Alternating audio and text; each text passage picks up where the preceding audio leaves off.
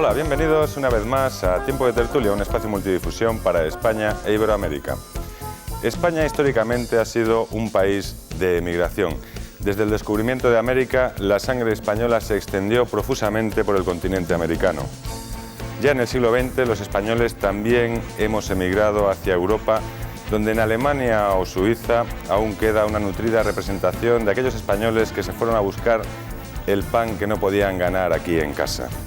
De hecho, hoy en día, todavía hay más españoles fuera de nuestras fronteras que inmigrantes dentro de España.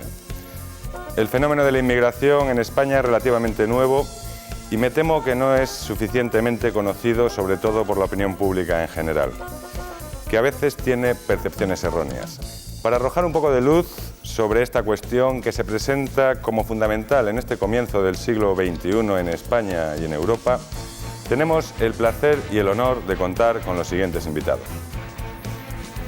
Don Jesús Núñez Villaverde, director del Instituto de Estudios sobre Conflictos y Acción Humanitaria, economista y especialista en cooperación y seguridad en el Mediterráneo. Bienvenido, señor Núñez. Muchas gracias. También está con nosotros don Marcelo Belgrano. Él es letrado del Servicio Jurídico y de Extranjería del Colegio de Abogados de Madrid. Bienvenido, señor Belgrano. Muchas gracias, encantado de estar con ustedes.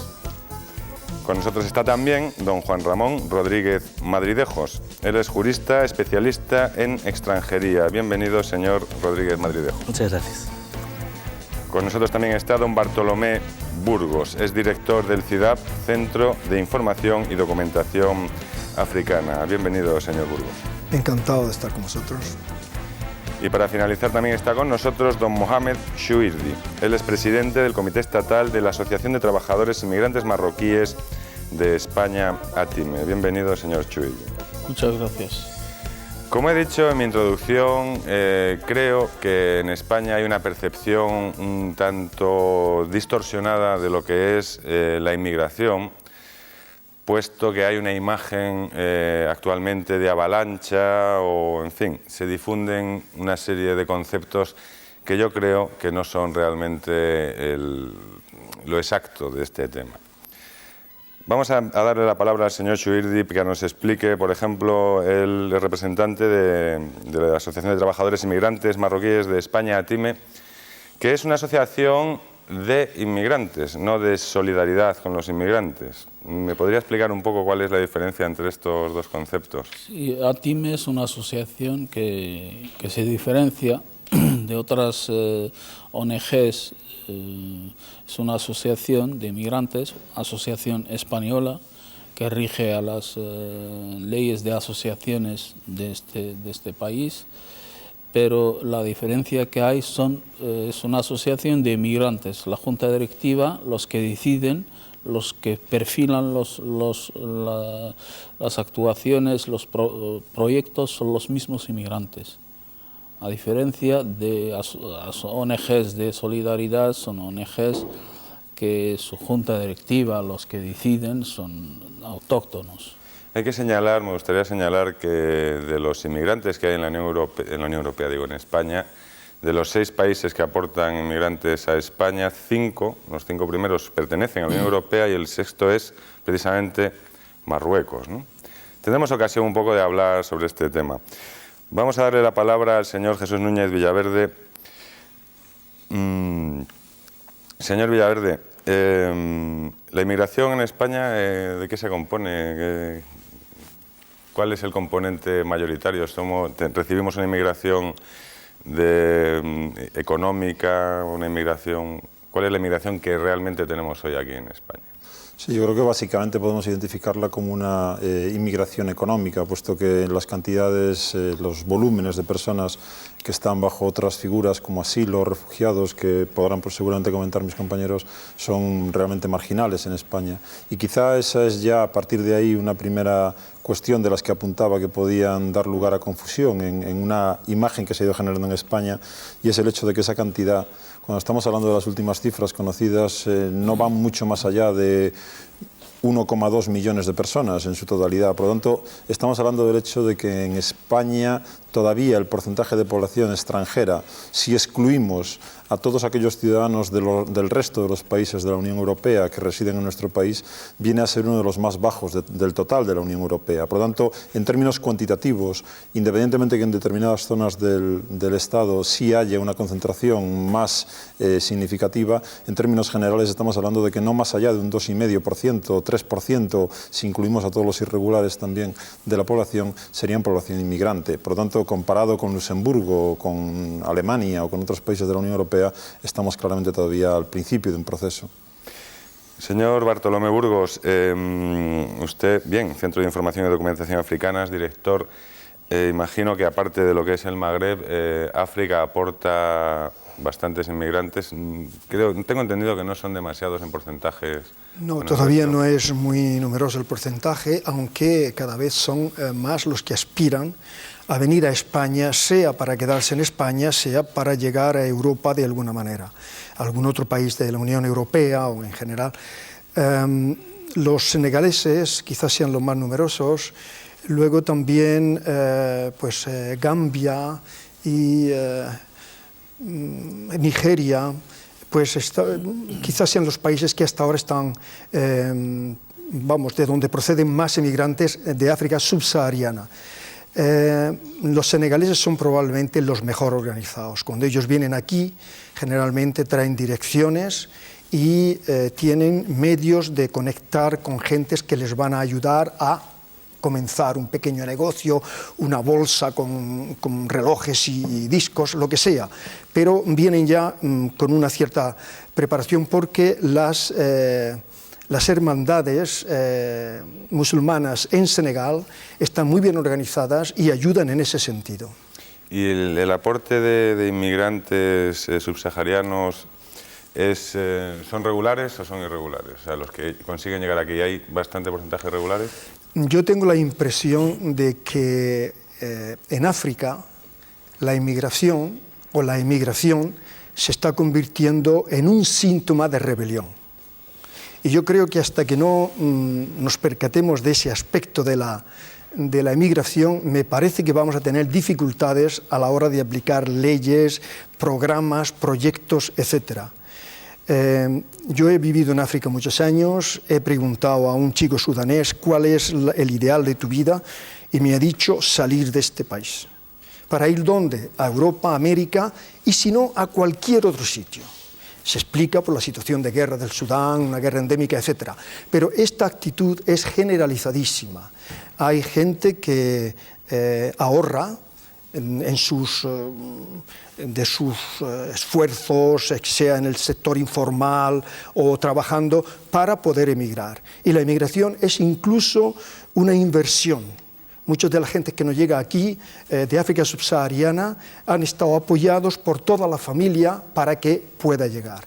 Evidentemente hay casos limitados, pero también en que más bien se acerca a un tipo de esclavitud, como son todas las chicas que están en la casa de campo, que vienen de África subsahariana y que han pagado pues, unos $50.000, según las noticias que yo tengo de ellas mismas, unos $50.000 para poder venir a España, para que las traigan a España con una cierta garantía. Luego es un dineral, ya tendremos tiempo de hablar. Señor Juan Ramón Rodríguez Madridejos, las leyes de extranjería en España, ¿cómo están? ¿En qué situación dejan?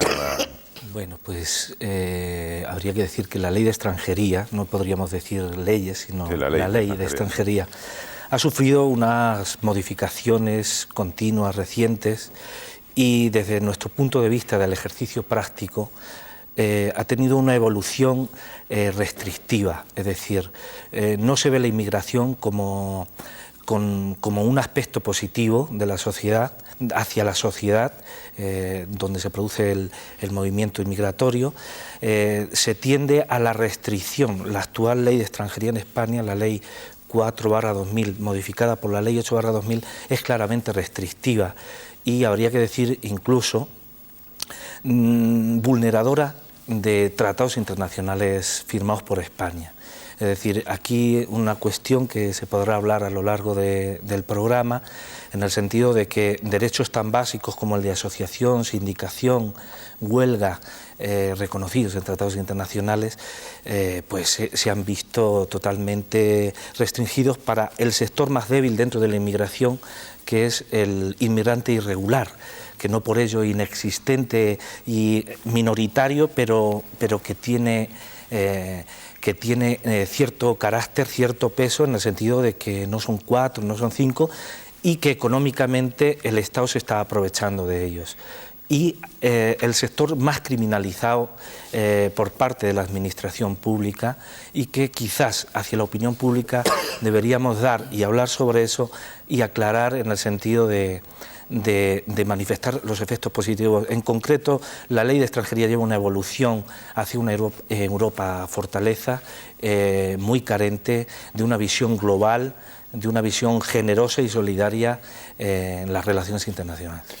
Aprovechando que usted ha mentado la ley, bueno, se le he preguntado yo, pero en fin, me consta que el equipo de producción de este programa ha intentado ponerse en contacto repetida y reiteradamente con responsables políticos, creadores de tales leyes y que las aplican, y que realmente ha sido imposible que se sienten aquí para hablar con ustedes. Lo lamento y aquí lo digo públicamente. Para terminar esta primera ronda de intervenciones, le vamos a dar la palabra a don Marcelo Belgrano. Él es letrado del Servicio Jurídico y de Extranjería del Colegio de Abogados de Madrid. Se sabe que la inmigración en España está localizada en ciertas zonas: Madrid, Barcelona, el Levante español, en Andalucía, en Málaga y en Almería. Entonces hay zonas donde realmente sí hay un porcentaje, o se nota un porcentaje mayor de inmigrantes, pero hay otras zonas que realmente hay poquísimos, ¿no? La cuestión en Madrid, Madrid es una ciudad acogida tradicionalmente. ¿En Madrid cómo está la cuestión de la inmigración? Creo que es un reflejo de lo que sucede en toda España en principio. Como una de las ciudades más importantes de España, evidente para el inmigrante, que tal vez tiene dificultades para obtener sus papeles, puede estar en una forma más anónima, si se quiere, debido a la población en la cual se puede integrar sin exponerse tanto. Pero creo que lo más importante respecto justamente a lo que ha comentado Juan Ramón es la falta de respuesta del Estado frente al fenómeno migratorio. Es decir, has comentado al comienzo de que España siempre fue un país neto de migrantes. Desde hace muy poco tiempo, hablando en términos de inmigración, menos de 10 años, es un país neto de inmigrantes. Sin embargo, no ha sabido responder a través de la política migratoria que se quiere hacer. Las leyes han sido demasiado insuficientes para responder a ese fenómeno. Y si bien puede haber un intento de política migratoria, no se ha sabido responder, y creo que los caminos que se están dando no responden a la realidad que significa la inmigración de verdad. Cuantitativamente todavía es ínfimo respecto a los otros países de Europa, pero todavía no hay una respuesta adecuada a ese fenómeno. Les recuerdo, la tertulia es una tertulia libre simplemente, y que pueden entrar a hablar cuando ustedes quieran. Simplemente introducir una pregunta, es decir, ¿qué tiene de bueno la inmigración para España y los españoles? O sea, ¿qué aportan estos inmigrantes? Me gustaría que me explicaran y que explicaran a la audiencia qué es lo que aporta un inmigrante que cotiza o que está trabajando para el conjunto de España. Bueno, yo diría que la Unión Europea ha dicho que España necesita un número determinado de inmigrantes para poder mantener el estado de bienestar social, de producción, de crecimiento, etcétera, etcétera. Ahora bien, con inmigrantes legales y sin regularizar, pues estamos muy lejos de sus números anuales que la Unión Europea considera indispensables para que España mantenga todas esas coordenadas de las que hemos hablado. De hecho, en muchos casos ni se plantea como fenómeno, se plantea directamente como un problema. Es la cuestión de que nos movemos alrededor de unos 18 a 20 millones de ciudadanos extranjeros en el ámbito de la Unión Europea. Y por lo tanto, cuando las previsiones demográficas de la ONU nos dan a entender que el envejecimiento de la población comunitaria es creciente, cuando nos dan a entender claramente que el sostenimiento de nuestros modelos de seguridad social, del estado de bienestar que nos caracteriza, está en peligro en las próximas décadas, claramente ahí la presencia de un flujo de inmigrantes, no de manera coyuntural, sino con una idea de que se van a quedar aquí y que va a ser una evolución creciente en el futuro próximo es claramente positiva. Creo, por lo tanto, que una cuestión que nos interesaría destacar es el hecho de que, por un lado, estamos hablando de un fenómeno, no de un problema. Desgraciadamente se enfoca como problema y de ahí esa vocación restrictiva y policial que hay no solamente en la legislación española, sino de otros países. Por otro lado, estamos hablando de una cuestión que es estructural, no coyuntural. Es decir, la emigración hacia la Unión Europea no es un fenómeno de 2 días que vaya a desaparecer, sino que está aquí para quedarse y además para aumentar. Y por otro lado, entiendo claramente que cubren otro de los estereotipos muy asentados, es el de que compiten por el mismo tipo de puestos de trabajo de los ciudadanos comunitarios, cosa que claramente no es cierta. Y por lo tanto, hay un encaje claro de esa población dentro del ámbito de la Unión Europea. Es verdad que vienen porque ellos no tienen salida en términos generales en sus países, pero tenemos que admitir ya de una vez por todas que vienen porque los necesitamos también. Y esa necesidad se manifiesta claramente en el caso de España, por ejemplo, en el hecho de que cuando uno compara el volumen de fondos dedicado en las políticas sociales del Estado a la población inmigrante y compara eso con los ingresos que obtiene la propia Seguridad Social por todos aquellos inmigrantes que estén ya registrados, claramente el saldo es positivo para el Estado. Es decir, estamos ya en la situación actual, con toda esa masa de irregulares y con los problemas que plantean en algunos casos en determinadas comarcas de España su presencia, estamos claramente, o necesitaríamos claramente ver que es dicho en términos crudos, un buen negocio para España el tener esa población inmigrante en nuestro propio país. Y creo que esto va a ir a más, pero de momento son ideas que chocan un poco con estereotipos que están todavía muy asentados en nuestra opinión pública. Me gustaría aclarar justamente con lo que está comentando Jesús, justamente sobre las respuestas que se da, qué pueden aportar los inmigrantes. Evidentemente la respuesta no es unívoca. Y desde el punto de vista o de la perspectiva que se pueda establecer la respuesta sin caer en demagogias, en cuestiones de solidaridad, que se lo debemos, de cuestiones de que España fue migrante y ahora se lo debemos tanto al tercer mundo, al sur, a Iberoamérica. Tenemos en cuenta que justamente la realidad en la cual nos encontramos, el modelo de ley que se intenta aplicar, que no se puede aplicar, por lo menos el modelo de ley aquí en España, tiene 2 finalidades específicas: control policial migratorio y control del mercado de trabajo. Y tal como dijo Jesús en este momento, son los estereotipos que enseguida prenden en la opinión pública de vienen a quitarnos los puestos de trabajo. Y eso es una falacia ab initio, porque se sabe justamente la gran mayoría de los inmigrantes van ocupando puestos de trabajo, y no es demagogia en absoluto, que no son ocupados o que justamente no tienen suficiente demanda aquí en España. Y lo vemos, pero lo vemos con países con muchísima tradición inmigratoria, muchísimo más que España, Francia, Inglaterra, Holanda, Alemania, en el cual después de los primeros procesos de cuando es novedad la inmigración, ya se va sentando todo el cúmulo dentro de la sociedad, que coexisten perfectamente y tal vez, si se quiere, encajonados cada uno con puestos de trabajo. No se compite nunca el inmigrante que viene a trabajar, a buscarse la vida en España con el mercado español. Y creo que es importantísimo porque la primera reacción es vienen a quitarnos el trabajo. Y es una falacia. En concreto porque la inmigración viene a desarrollarse en 4 sectores de actividad ya pues muy marginados, a los cuales los españoles ya no optan, que es la agricultura, ya jornaleros en España muy pocos, en el campo, en construcción, en servicio doméstico, a veces con el carácter de interno, es decir, por los despachos a veces nos vienen muchachas que por muy poco dinero tienen que estar internas, que quiere decir que no salen salvo un día a la semana, es decir, con un carácter y cuidando a enfermos, es decir, ¿qué aspectos positivos tienen? Pues muchísimos, y yo matizaría lo de Marcelo, es decir, España, es demagógico decir que España ha sido emigrante y ahora no pues también hay que introducir ese elemento, es decir, España le debe también a la solidaridad internacional en el acogimiento de la inmigración, tanto por motivos económicos como por motivos políticos en determinados espacios de tiempo, ¿no? Y esos 4 sectores de actividad están en las propias oficinas del INEN, del desempleo en España, los ofertan a desempleados españoles y en un porcentaje, hoy mismo leía, de un 15% es quien que coge un desempleado español el puesto de trabajo ofertado en estos 4 sectores. Es decir, España es un país de muchos servicios, hostelería, agricultura. Sin el sector inmigrante, estos sectores de actividad estarían pues con grandes carencias de funcionar, y ahí hay producción. El problema que hay que discutir ya no solo los aspectos positivos, que la opinión pública con poco que reflexione los va a ver. Es decir, el saneamiento de la seguridad social en España, el que cuiden a nuestros viejitos, el que limpien nuestras casas, el que cojan nuestras hortalizas, el que construyan nuestras casas, todos son aspectos positivos.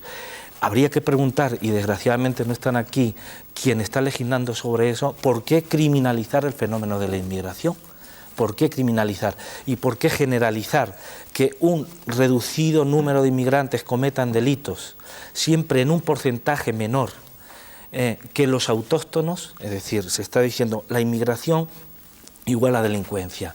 El sindicato, el Instituto de Estudios ligado al sindicato de la policía, dice el 76% aproximadamente de los delitos cometidos en España son autóctonos, son españoles. El 24 y pico % son inmigrantes. Esto lo tiene que saber. Sin embargo, salen responsables políticos y lanzan mensajes que no representan precisamente eso. Sí, siempre para añadir más cosas respecto a la ley de extranjería, el gobierno está haciendo una ley para catalogar a los inmigrantes como ciudadanos a largo plazo, siempre de segunda categoría, servientas y tal, y no abre. Esto se manifiesta también en la nueva ley de educación, la LU, de que bueno, los hijos de inmigrantes van a estar en la última cola, entonces a aprender oficios, cosas para atender al ciudadano autóctono. Esto es un error tremendo que va a originar a largo plazo unos conflictos tremendos también. Tenemos que tener en cuenta, yo creo, y ya se ha apuntado, que, y creo que abiertamente es algo que hay que reconocer, que existe un interés claro por mantener llamémoslo así, un ejército de irregulares, puesto que evidentemente, como se acaba de comentar, existen actividades que solamente son sostenibles económicamente en la medida en la que permiten explotación en términos salariales, en términos sindicales, de determinados colectivos. Por lo tanto, lo vemos en determinadas actividades ligadas en el Levante español, fundamentalmente a la agricultura, el hecho de que existen intereses claros para que la debilidad estructural de esa población permita su explotación, de tal manera que cuando las circunstancias económicas permiten contratar gente, se contrata, pero cuando las cosas van mal, se pueden volver al desempleo sin grandes cargas empresariales para el empresario que en ese momento está contando o descontando el hecho de que haya un trabajador disponible en cualquier condición. Y eso evidentemente no se puede decir abiertamente, pero creo que es una realidad clara. A donde trataría de ir, y yo antes cuando comentabas, Marcelo, el no entrar a lo mejor en esos terrenos, que entiendo que hay que entrar, no hay que hacer demagogia, pero hay que tener en cuenta que no todo se explica por la economía.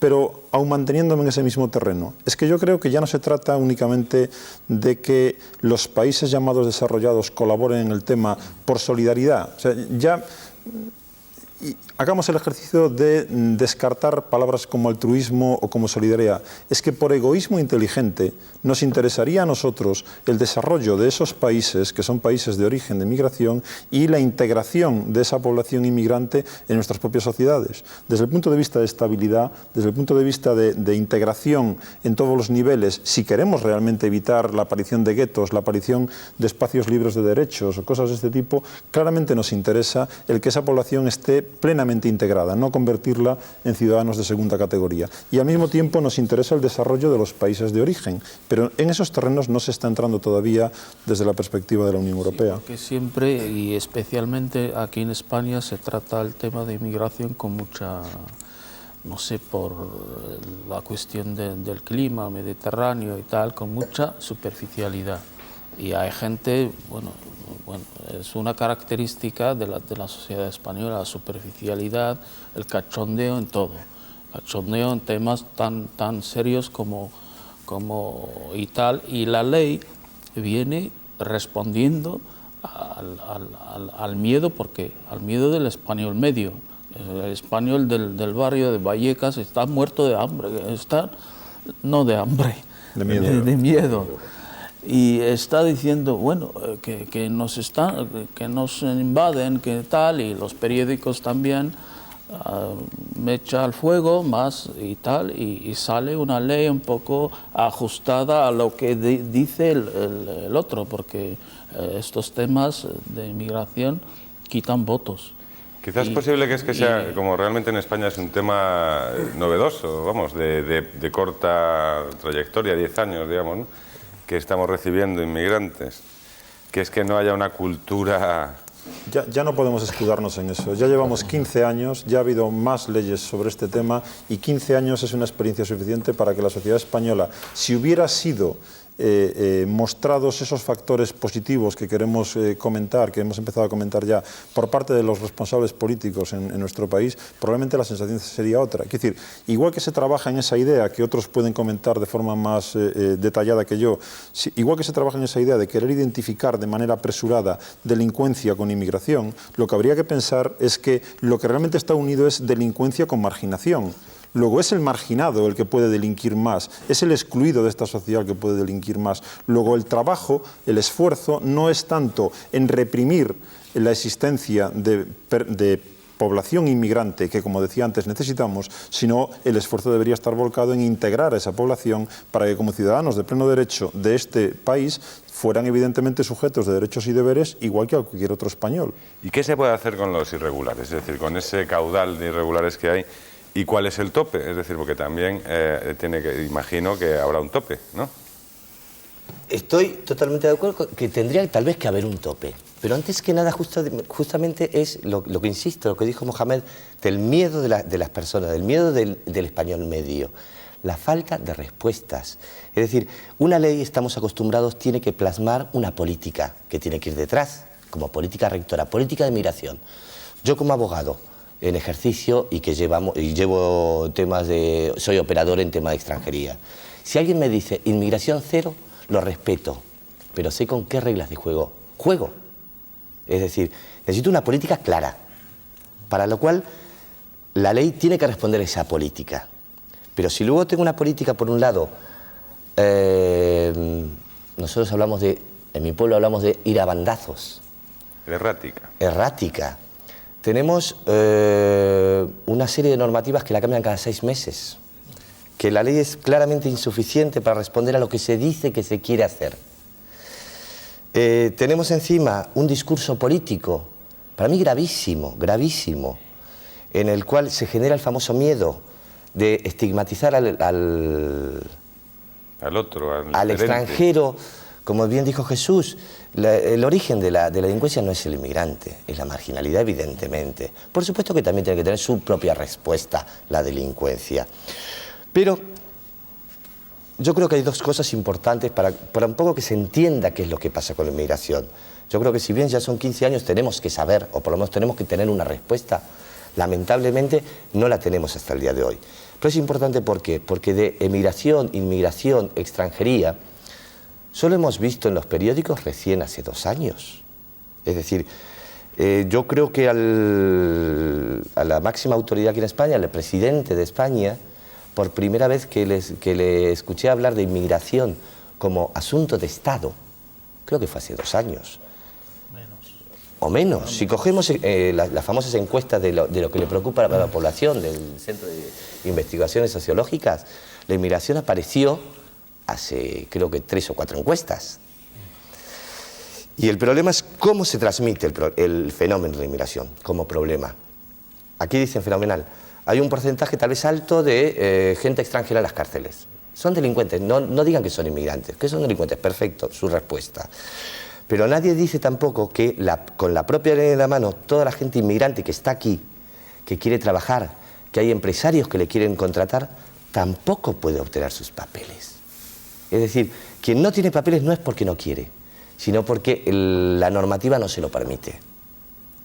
Y lo errático de esa política es lo que episodios tan desgraciadamente conocidos como el de los ecuatorianos y el de otros colectivos es lo que hace que en muchos casos esa supuesta regla de juego que implica que solo podrá obtener papeles aquella persona que traiga ya una oferta de trabajo desde el país de origen con sus visados, etcétera, etcétera, al final no está funcionando tampoco. Luego es una regla de juego falsa. Porque el empresario aquí no está concienciado, no es un empresario moderno, solidario con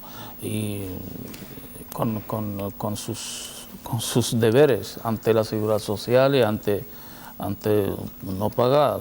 No está dispuesto a asumir su responsabilidad como lo han asumido los franceses, los suizos, en su momento de alojamiento, que cuando venga el inmigrante tiene dónde dormir, dónde pagarle su seguridad social y sus necesidades. El problema es por eso. Pero otra vez, el inmigrante porque si tiene una bolsa, de Europa es el más corrupto porque si tiene una bolsa de 300.000 irregulares aquí dentro, ¿para qué se va a preocupar de traer a una persona de otro país ya con su visado, su contrato, abrir una oficina? Tiene 300.000 irregulares más o menos ahora mismo en España disponibles, sin ningún tipo de papeles. Hay un concepto que se maneja que es el efecto llamada, por el cual se quiso reformar la Ley 4, que fue una de las únicas leyes consensuadas de los años que llevamos en democracia. Todas las fuerzas parlamentarias consensuaron una ley y luego el partido en el gobierno fue el que se echó atrás y quiso reformarla con la Ley Orgánica 8/2000, es reforma de la Ley 4. Lo que hace esta reforma es, en estos momentos para nosotros, los que vivimos día a día con la inmigración y recibimos llamadas no solo de los inmigrantes, sino de los empresarios. Quiero contratar a tal persona porque está especializada en esto. Nuestra respuesta es, no hay cauce procesal ninguno para que lo pueda regularizar. Solo para el 5 o el 10% de los ciudadanos, que son los que tienen vínculos con familiares residentes legales o los que llevan más de 3 años en España, lo pueden justificar, o los que tienen oferta de trabajo, o los que llevan más de 5 años. Estos dos segundos supuestos, hasta ahora me decían hace poco en una comisaría que todavía no se ha aprobado ninguno, que es el arraigo, y los dos son de arraigo. Es decir, ahora mismo tu pregunta era, ¿qué podemos hacer con los irregulares? Pues se puede hacer poco, es decir, ahí hay realmente un acúmulo, se está creando un problema ahí. Se puede hacer poco con la actual legislación. Claro, se puede hacer poco, es decir, no hay vocación de arreglar el problema. Porque cuando yo hablo de reglas claras, perdón, es que si me dicen a los irregulares no los voy a documentar y la ley prevé que los expulso, tal vez soy durísimo, pero las reglas de juego claras que yo quiero es que me los expulsen. Es decir, si no me equivoco, se están incoando y decretando expulsiones sin ejecutar 20.000 al año. No se ejecutan. Por cuestiones presupuestarias. 40.000. En lo que va de año, 40.000 expulsiones. Pero bueno, si me los expulsan, bueno, las reglas de juego ya las tengo claras, por lo menos para empezar a charlar. Es una seguridad jurídica, que es lo mínimo que se puede pedir, ¿no? Saber con qué juego. Pero es que aún así yo pienso que hay dos lenguajes que se están transmitiendo. Por una parte, el Greco habla de integrar al inmigrante, de la educación, y por otra parte está lanzándose ese mensaje de que es un problema. Sobre todo el inmigrante no legalizado, sin papeles, etc. Ahora bien, lo que yo pienso que debemos tener en cuenta, y no sé cómo se va a resolver, es que hay una rebelión de la inmigración. La inmigración tiene ya características de rebelión. Hay un mundo de la marginación que es ya casi la mitad de los seres humanos que ya no aceptan sencillamente, y yo no creo que esto sea demagogia, es sencillamente una negación total a mantenerse en esas condiciones. Entonces, nosotros queremos el tipo de migrantes que nos conviene. Luego, hay inmigrantes que nos llegan que sus países de origen han invertido muchísimo dinero en ellos. Llegan aquí y los ponemos a coger tomates. Son abogados, son economistas, etc. Y esta categoría no entra. Entonces, ni nos aprovechamos aquí, ni se aprovechan los países de origen, y luego decimos, claro, pero es que el inmigrante que viene no es el más pobre. No es el más pobre, por supuesto, es aquel que tiene suficiente agallas, iniciativa y formación para tomar ese tipo de decisión. Pero que nos van a estar llegando inmigrantes, y van a estar llegando los queramos o no los queramos. Y ahí están las pateras, que nos dicen, muy bien, vamos, nos vuelven a echar, volvemos otra vez, etc. Entonces, esos dos mensajes están creando una situación que hace imposible el resolver. No solamente el resolver, sino ni siquiera el enfrentarse con el problema. Es decir, el inmigrante marginal va a estar ahí, no tiene papeles, no puede trabajar, incluso si el empresario quiere emplearlo de una manera normal, no puede porque no tiene las condiciones legales requeridas, y luego ese número, que bueno, no sabemos si es una minoría, estamos siempre diciendo que es una minoría, pero mi impresión es que poco a poco esa minoría se está inflando. Estimaciones. Bueno, pues no hacemos frente a ellos, mientras que ese migrante se sienta no bienvenido, no querido, se mantiene en guetos. Y evidentemente, probablemente va a tener que subsistir con actividades fuera de lo legal. Y no se va a poder integrar.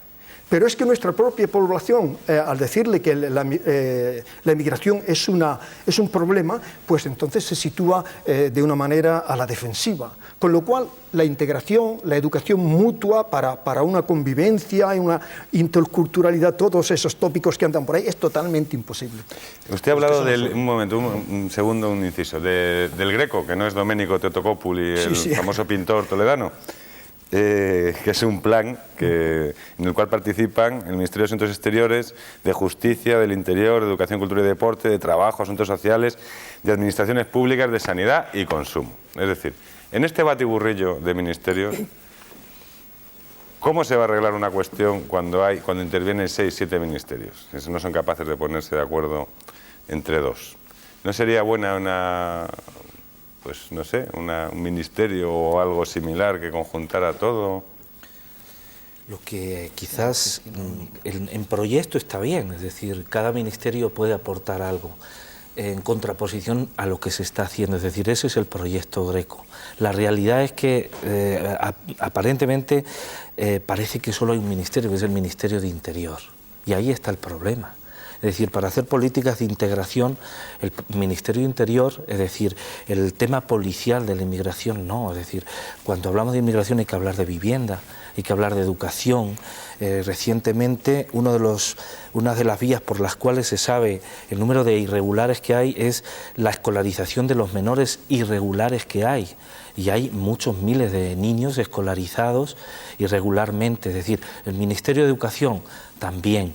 En general, sanidad. Es decir, sanidad, claro, la seguridad social. Y ahí sí se ha mantenido en la reforma, voy a hacer referencia a la ley 4/2000, modificada por la ley 8/2000, la modificación que hace el gobierno de la ley en cuanto a sanidad mantiene la universalidad de servicios. Es decir, ahora un inmigrante, aunque no tenga regularizada su situación en España, puede tener derecho a una asistencia sanitaria. Es decir, ahí sí que yo no veo mal que haya ministerios. El tema es que se pongan a trabajar sobre un tema que es la segunda preocupación de los españoles.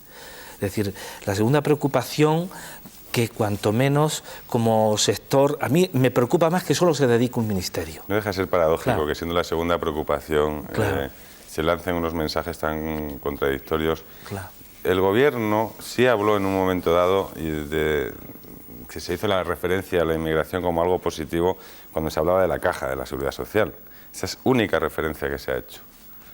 Pero ahora puede mucho más. Yo creo que es un factor que inevitablemente tenemos que introducir. Estamos hablando de un mundo que viene después del 11 de septiembre. Y el 11 de septiembre marca en ese terreno una obsesión por la seguridad, una obsesión por la guerra contra el terror. No es muy exagerado y hemos oído esos discursos que ligan también inmigración y terrorismo, igual que inmigración y delincuencia. Por lo tanto, lo que se está es instrumentalizando esa percepción generalizada de la opinión pública en términos de inseguridad reorientándola, entre otras cosas, hacia la inmigración. Por lo tanto, cuando se nos está ofreciendo en los programas electorales que estamos viviendo ya en estas semanas, se nos está introduciendo la idea de más seguridad, añadido con menos impuestos, ese más seguridad tiene algo que ver con el tema de inmigración. Tiene algo que ver con, vamos a tener mano dura con esta inmigración, impidiendo que los irregulares y los inmigrantes en general sean delincuentes y mucho más que puedan poner en peligro nuestra seguridad porque colaboren con el terror. Yo creo que eso nos obliga claramente, yo creo que inevitablemente tenemos que irnos ahí, tenemos que irnos a Bruselas, tenemos que irnos a una perspectiva como mínimo de la Unión Europea. Es decir, cuando estamos, antes se comentaba si hay que poner límites o no, si es un movimiento libre de personas o hay que gestionar los flujos. Yo creo que tratando de ser realistas y a medio plazo habría que hablar de gestión de flujos, no de libertad de movimiento, porque eso podía generar problemas a corto plazo. Pero para que eso tenga sentido, como mínimo, la manera en la que yo entiendo la forma en la que la Unión Europea debería asumir el tema de la inmigración, inevitablemente tiene que tocar tres grandes puntos. Por lo tanto, uno tendría que ser efectivamente gestión de flujos. Y entiendo que ahí entra lucha contra las mafias que trafican con personas. Y ahí entra el establecer unas reglas del juego que sean claras. De acuerdo. Gestión de flujos significa también gestión con los países de origen. Por lo tanto, sobre la base de acuerdos de cooperación. O sea, en nuestra experiencia reciente, cuando nuestros abuelos se iban a Alemania, iban en un marco legal en el que había colaboración y acuerdos firmados entre el gobierno alemán y el gobierno español. El segundo apartado sería claramente el de la integración de los que ya están en nuestras sociedades, de esos aproximadamente 20 millones de personas que viven en la Unión Europea. Y ahí, claramente, cuando uno repasa la historia de la Unión Europea, el fracaso es clarísimo. O sea, esa integración sigue siendo una asignatura pendiente. Las discriminaciones son constantes a lo largo de los años, por más que hayamos generado esquemas que formalmente apuntan a ese objetivo.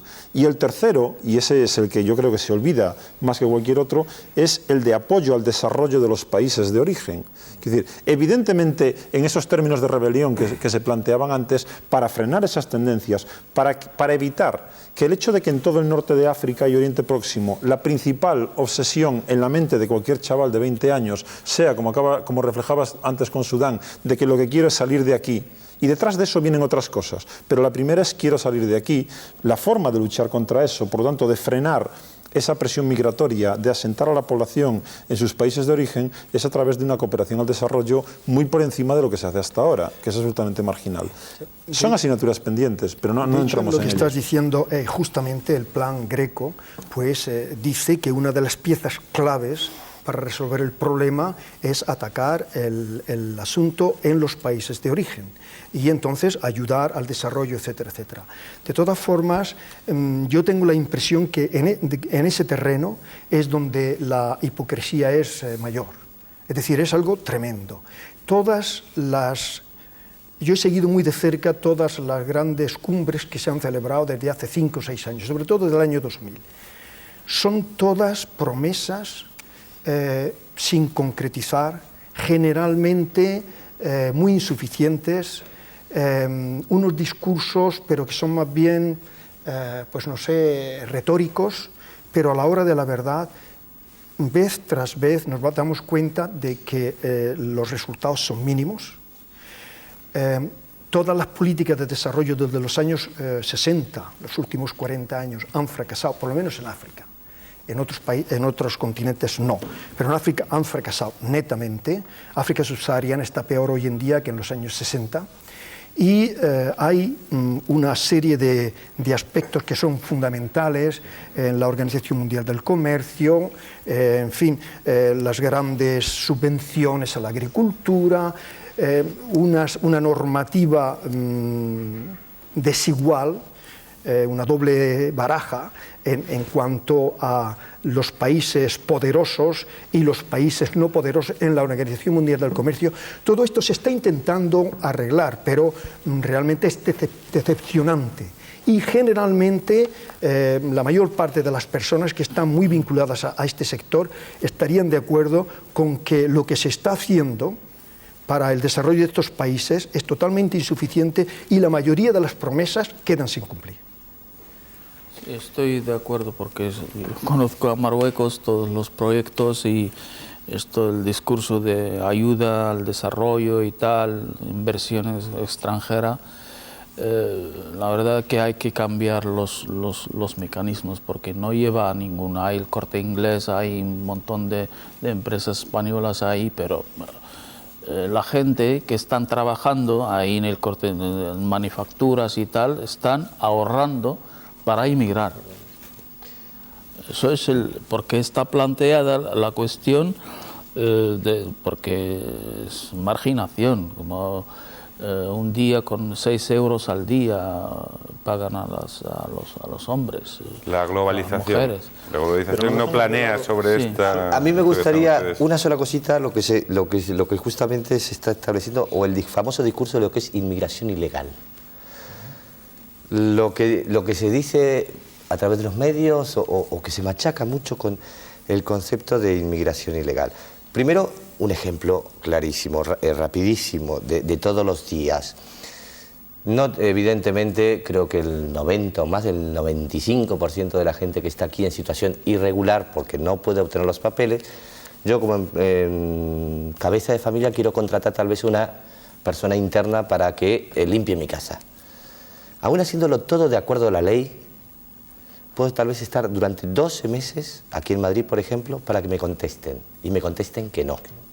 Hoy día, ¿eh? Es decir, es una persona a la cual le ofrezco trabajar internas, por lo menos aquí en Madrid, de nacionalidad española o residentes. El INEM dice que no hay. Tengo que acudir tal vez a una persona que vino como turista o se quedó, de cualquier nacionalidad iberoamericana o africana o lo que sea, pero me dicen europea. Que no. O europea. Y entonces ahí viene, y lo quiero poner en consonancia con lo que se llama inmigración ilegal. Es muy curioso, porque inmigración ilegal hoy se está diciendo, por ejemplo, de acuerdo a la presión migratoria, que es muy grande en este momento, por supuesto, de Iberoamérica voy a hablar, que es lo que más o menos conozco bastante, de Ecuador. Hoy día en el aeropuerto de Barajas, y hablo de una media diaria, se le deniega la entrada aproximadamente entre 35 y 40 viajeros ecuatorianos que vienen como turistas. ¿Por qué? Porque creen que no son turistas.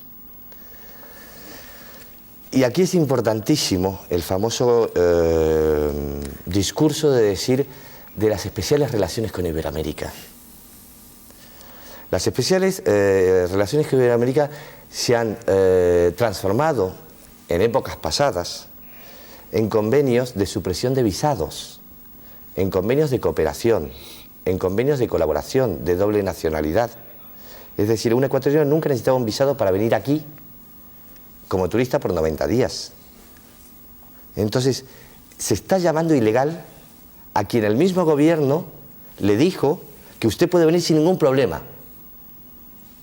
Ah, pero como se quedó, es más, ahora antes de que se quede esos 3 meses de turista, yo ya sé que usted va a ser un irregular, un ilegal. ¿Sigue sin necesitar visado el ecuatoriano para venir aquí? Ya. A partir del 1 de enero, perdón, del mes de abril del 2003, porque ya hay una propuesta, si no me equivoco, en la Comisión Europea, es un ejercicio, si se quiere, de sinceridad política, de decir, se le exige visado, porque hay gente que paga muchísimo dinero, 2.000 y 3.000 euros, para poder venir, y sin embargo, antes de entrar le dice, como yo sé que usted, después del tiempo que tiene legal para estar, se va a quedar, no lo dejo entrar. Poniendo en juego un mecanismo que además ya se ha hecho antes con el Magreb, que es hacer caer la responsabilidad de esa medida en Bruselas. Es decir, no soy yo, Estado italiano o Estado español, el que lo hace, es Bruselas que me obliga a establecer esos filtros de entrada. Claramente lo que enfatiza una vez más es que la visión fundamental es una visión policial y restrictiva. Lo que antes se comentaba, el hecho de que sea el Ministerio del Interior el principal protagonista en este terreno nos da a entender claramente cuál es el perfil de la política de inmigración que hay, no solamente en España, sino en la Unión Europea en su conjunto. Luego se olvidan esos otros capítulos de cooperación al desarrollo, esos capítulos de integración, cuando vemos cómo en el ámbito, en lo que yo puedo conocer un poco más del ámbito euromediterráneo, de lo que mejor funciona de todo el proceso de Barcelona, es las relaciones, las conferencias, las decisiones y los acuerdos entre ministros de Interior y jefes de policía de los países de la Unión Europea y del norte de África y Oriente Próximo, porque es ahí donde se quiere poner el énfasis, en una visión policial. Ahora estamos viendo cómo la Unión Europea le plantea al gobierno marroquí la idea de que en las patrullas conjuntas que se quieren organizar para controlar el movimiento de buques, de pateras en la zona del estrecho, se trata de implicar también a la policía marroquí. ¿Por qué no se vuelca ese esfuerzo en el desarrollo socioeconómico y político de Marruecos y sí en convertir a esas policías, igual que ha ocurrido por otro lado con la policía mexicana con respecto a Estados Unidos, convertir a esas policías en los primeros filtros para que no entren en territorio comunitario? Es ahí donde llama la atención claramente el olvido de políticas que busquen una cooperación con esos países. Y no quisiera, aprovechando este comentario, no quisiera tampoco dejar de lado, para no caer en términos de blanco o negro, estamos cargando la responsabilidad de la Unión Europea. No olvidemos la responsabilidad de esos gobiernos también. Quiero decir, cuando uno ve que el 55% de la población adulta de Marruecos es analfabeta, hoy en día, después de casi 50 años de independencia, algo tiene que ver los responsables políticos de ese país en esa situación. Luego, entendamos también que la presión, si hubiese otra política por parte de la Unión Europea, la presión que la Unión Europea podría ejercer para la reforma de esos países, haciendo que su propia población no quisiera marcharse de allí, tendría que ir también en el sentido de exigir condicionalidad política. Es decir, hay una condicionalidad en términos... En este sentido, porque hace años, en el gobierno anterior, concedió el gobierno una ayuda a Marruecos, no sé de cuántos millones, para comprar un buque de la empresa de Hassan II. Entonces, ¿qué ayuda al desarrollo este? Ellos saben que el dinero que un crédito ayuda al desarrollo de la familia real marroquí. Eso, están implicados en esto, dinero que va a empresas que los servicios secretos de aquí saben que el dinero va a la compra, porque la compra, te doy el dinero, me compras esto, mío. Te vendo esto con mi dinero. Bueno, luego tú, y tanta prensa y tal, y hay artículos que salieron en la prensa criticando cómo el gobierno está regalando y tal, el español medio, bueno, el gobierno está dando a los moros... Hay mensajes que se difunden, por ejemplo, hablando de este tema en particular, de que los gobiernos de estos países menos desarrollados van a malgastar esas ayudas, que no se van a ser bien canalizadas, sino que se van a lucrar y que luego encima vas a darle más poder al que más poder tiene. Sí, y ese mensaje casos, sí está ahí. Sí. Y no es un mensaje equivocado, o sea, en Sí, muchos casos es real. Es decir, el nivel de corrupción de muchos de esos gobiernos, el nivel de ineficacia es bien evidente. Otra cosa es que podríamos llegar incluso a preguntarnos hasta qué punto nos interesa mantener ese juego, como realmente estamos realizando durante estas últimas décadas. Es decir, ¿por qué no exigimos condicionalidad política en la entrega de esa ayuda a esos gobiernos? Quizá porque no nos interesa poner en problemas a esos mismos gobiernos, sobre todo si pensamos en un ámbito árabe-musulmán en el cual hemos conseguido, con un estereotipo negativo más añadido a los anteriores, convertir la imagen del Islam en algo absolutamente negativo. Por lo tanto, ¿hasta qué punto hemos confundido la visión en países occidentales en los que laico lo identificamos con modernidad y religioso lo identificamos con retraso, de tal forma que cuando son gobiernos aparentemente laicos de esos países los que nos dicen que el islamismo es su problema, lo identificamos como si el islamismo radical fuera también nuestro problema. Con lo cual, al final, lo que estamos es fomentando que esos mismos gobiernos corruptos e ineficaces sigan manteniendo el control del poder, tanto económico como político. Es decir, sabemos el juego al que estamos jugando. Eso es lo que ocurrió en Irán, cuando apoyaba a Estados Unidos a Irán y tal. Sí, no es nada nuevo. Es decir, se sabe, efectivamente, hay casos concretos, el caso de Mobutu, la famosa fortuna de Mobutu, el caso de Abacha en Nigeria, 4.000 millones de dólares que el hombre ahorra en 4 años y están en Europa, en Occidente, en Estados Unidos. Cuando se intenta seguir un poco la pista a ese dinero, no hay manera de seguirla. ¿Por qué? Porque está protegida por empresas, por bancos, etc. Entonces, cuando estas empresas saben perfectamente de dónde viene ese dinero, el hecho de que hoy en día haya tantísimas empresas occidentales, grandes empresas multinacionales, que estén ante los tribunales o que han sido mencionadas por el famoso informe de la ONU sobre los expolios de las riquezas de la República Democrática del Congo.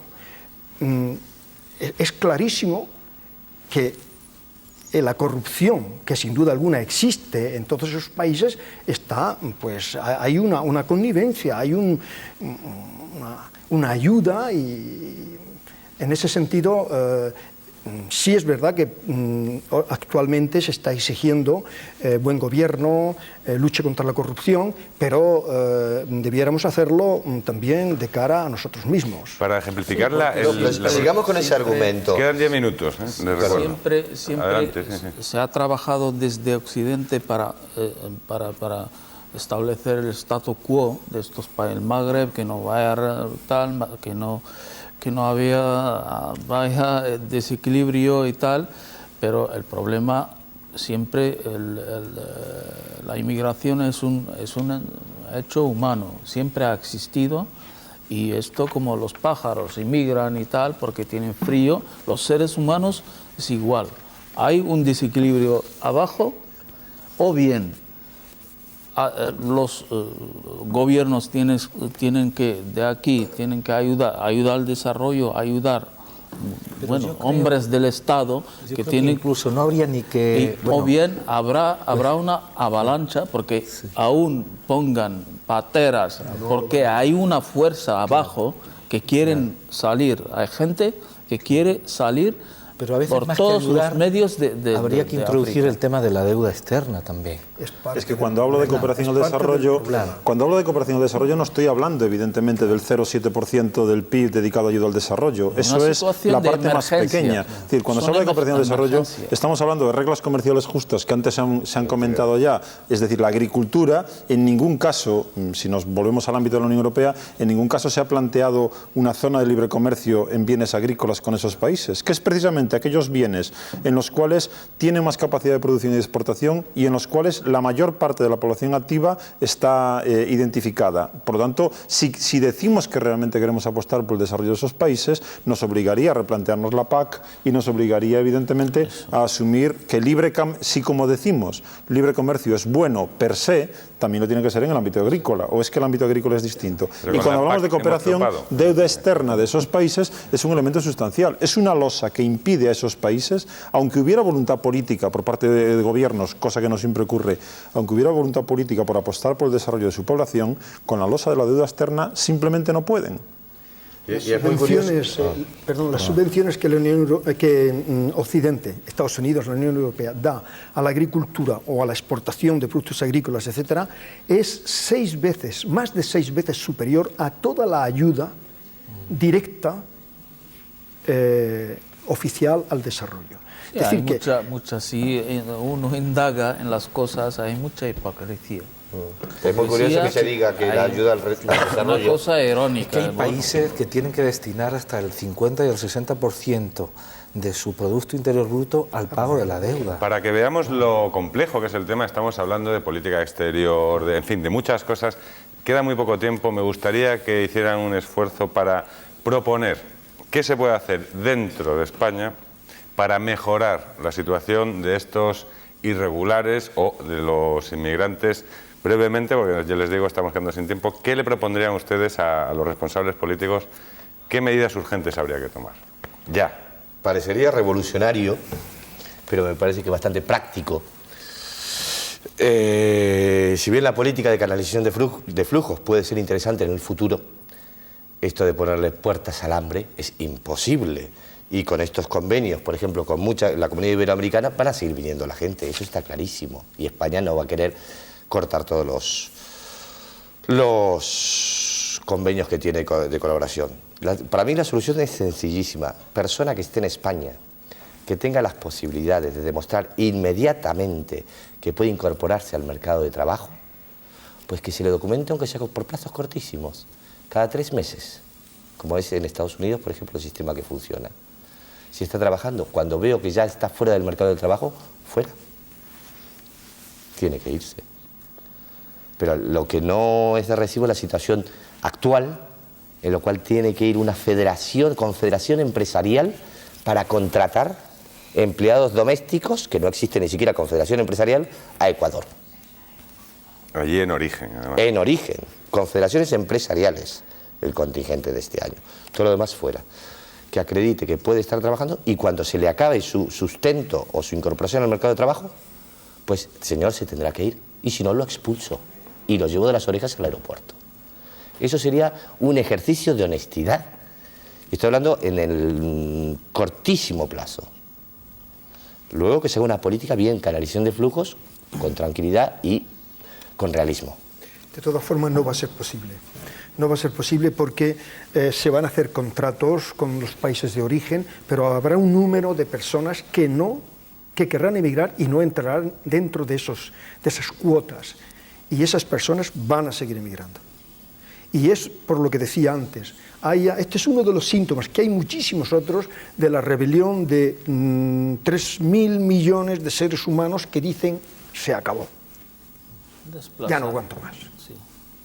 Pero desgraciadamente, en cualquier caso, mi percepción es, en este caso, muy pesimista, muy negativa, en el sentido de que creo que independientemente de lo que podamos proponer, hay una dinámica muy sólida que va hacia adelante, que es esa dinámica de restricción, de dar el énfasis a las medidas policiales y solamente a través de determinados filtros instrumentalizar a un individuo, a un ser humano, en términos de mercado de trabajo. Y por lo tanto, no considerar ni deudas históricas ni solidaridad entre países desarrollados o no desarrollados. O sea, desgraciadamente, cuando vemos la secuencia de consejos europeos, y el último ha sido Sevilla, vemos claramente que a donde se apunta es a mayor coordinación en medidas represivas, no mayor coordinación para integración, no mayor coordinación para cooperación al desarrollo, y por eso insistí antes en ese terreno. A corto plazo yo apoyo claramente esa idea de que la regularización, ahora mismo en el caso de España, es una regularización extraordinaria, parece inevitable. O sea, no podemos seguir manteniendo una bolsa de más de 300.000 irregulares, al mismo tiempo sin capacidad para expulsarlos,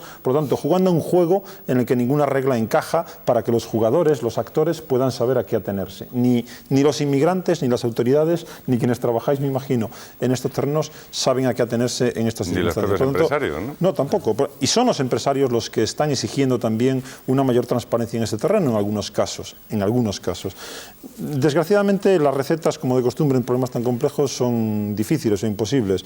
Hay que hablar necesariamente de medios y largos plazos, y ahí la labor pedagógica es fundamental. Labor pedagógica sobre la sociedad española y, por lo tanto, labor que tienen que desarrollar fundamentalmente responsables políticos. Igual que ponen el énfasis en los aspectos negativos, cabría pensar que algún día entendieran que por ese egoísmo inteligente que antes comentaba, vieran la necesidad de enfatizar los elementos positivos, muchos, que tiene este fenómeno. Yo diría... Adelante. Sí.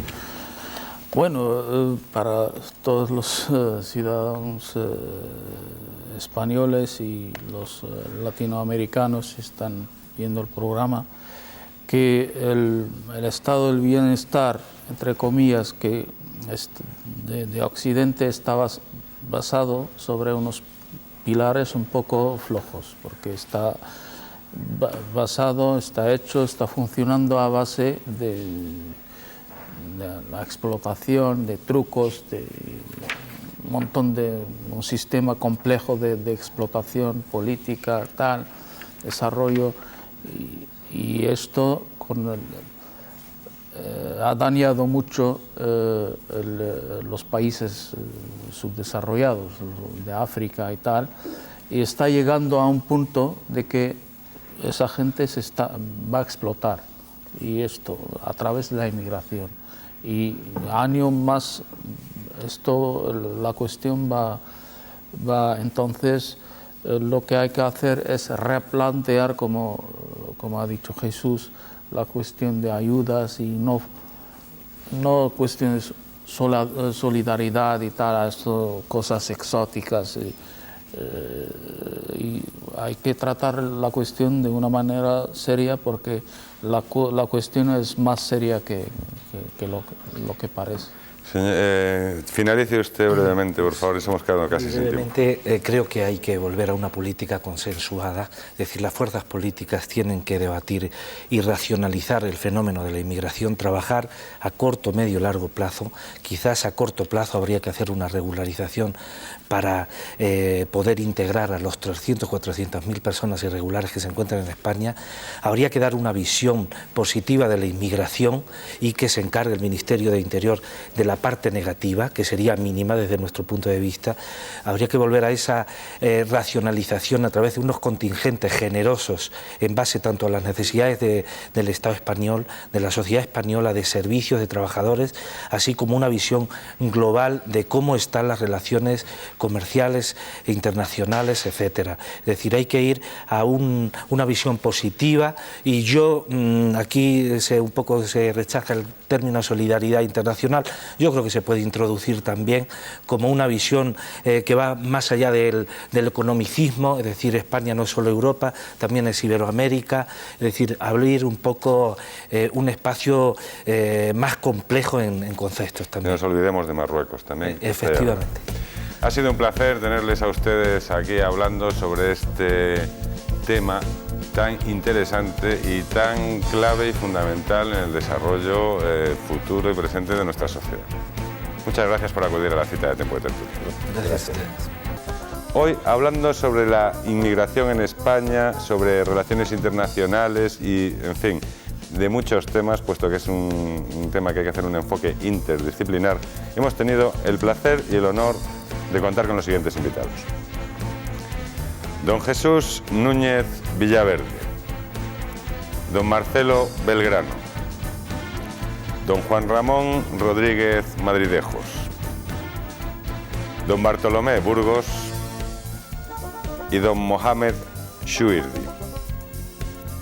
Será hasta la próxima semana en este mismo canal y hora para disfrutar junto a ustedes de una nueva y siempre interesante tertulia, tratando temas de su interés con personas que realmente saben de lo que hablan. Gracias por su atención y compañía, y hasta entonces.